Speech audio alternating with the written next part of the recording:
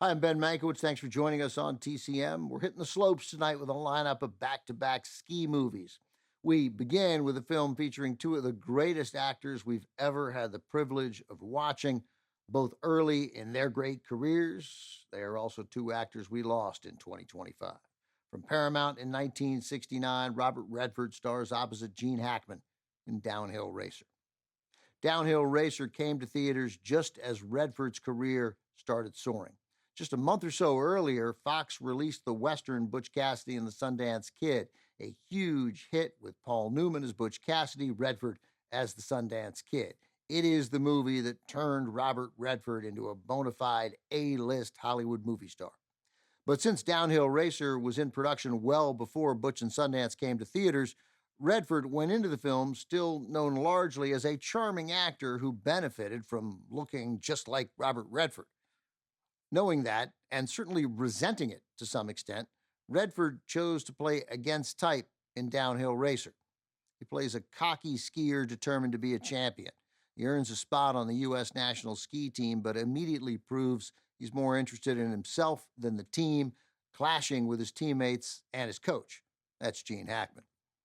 Audiences were pretty familiar with Redford as an actor, but nobody knew how good an athlete he was, how good a skier.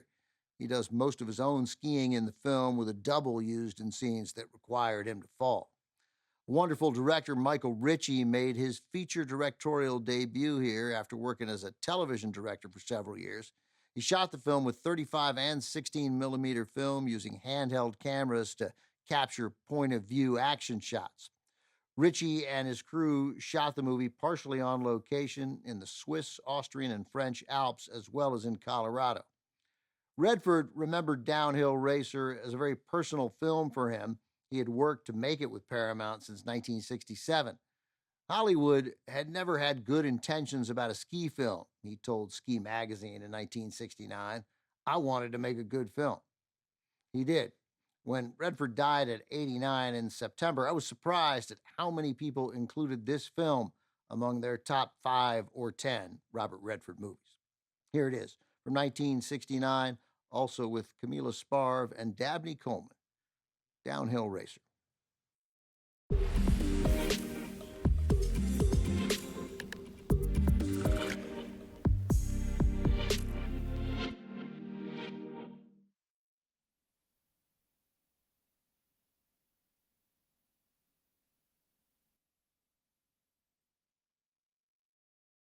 Robert Redford's character in Downhill Racer is fictional. Initially, he was based on a real skier, Billy Kidd. Screenwriter James Salter told Redford he wanted to base the character on Kidd. Redford, though, wanted to model the character on Spider Savage, Kidd's teammate, whose career faced major setbacks after a series of injuries. The character ended up becoming a combination of both skiers. Paramount was hesitant to finance the film. The studio doubted a skiing film would do much business at the box office. Redford set out to prove to Paramount that Downhill Racer could be made with a small budget. Redford decided to sneak a filmmaker and crew into the 1968 Olympic Games in Grenoble, France, to secretly shoot footage he could then show the studio. The filmmaker he picked, Dick Barrymore, had to disguise himself with a hairpiece and a fake nose. The crew came back with 20,000 feet of film. Paramount loved what they saw, greenlit the project. To Redford's disappointment, though, the studio marketed the film as an action movie rather than a skiing movie, and then did little to actually promote it.